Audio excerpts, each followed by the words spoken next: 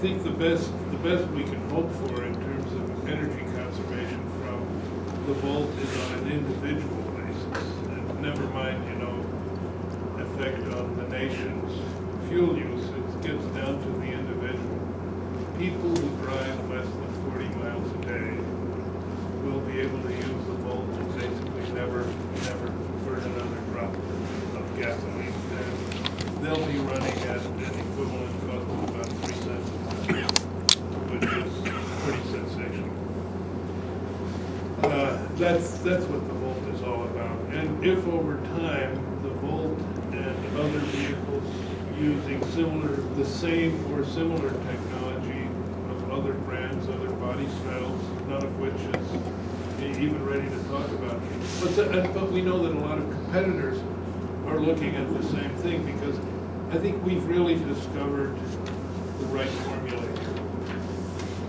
The pure battery electric vehicle is attractive and appealing, and it's what I initially wanted the Volt to be until John Lockwood talked it out of it.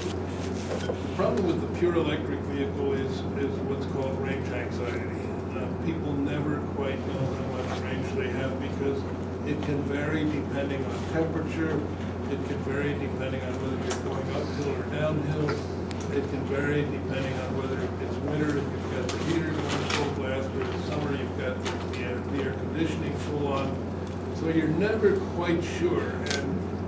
And I own an electric motorcycle. Has anybody here heard of a company called Vectrix? Well, okay, I've got one. I love it, but one day I was out in the middle of nowhere, and the battery gauge wasn't synced to the battery. And it showed that I had 3/4 of a charge, and in fact it was empty, and I was 15 miles from home in deepest rural Michigan, and luckily I had the BlackBerry, and I was able to get the handyman, and he showed up an hour later with a pickup truck and ramps and everything. But it's not like a gasoline vehicle, because there's no such thing as a 5-gallon can of electricity. So this range anxiety is real. And I would say people who say have an EV over 40 or 50 because they want to stay out of that variation band. Whereas with the Volt, you never have to worry about it. You use the full 40, the worst thing that happens is the gasoline engine comes on, and the car will know how far you are from home, and it will only run the gas engine long enough to give you enough charge to get you home where you can actually plug it into the wall outlet. So the car will be smart enough to know where its home base is. And it's kind of the ideal solution, because you are not going to get extreme mileage figures with a hybrid. You'll get better mileage figures than with a conventional car, but you're not going to get the type of thing that are going to fulfill the more radical fuel economy requirements. And the Volt is the perfect, it's like invented for this purpose, because for labeling purposes, it's going to get, we think, an extremely high label, and yet people never have to worry about running out of battery.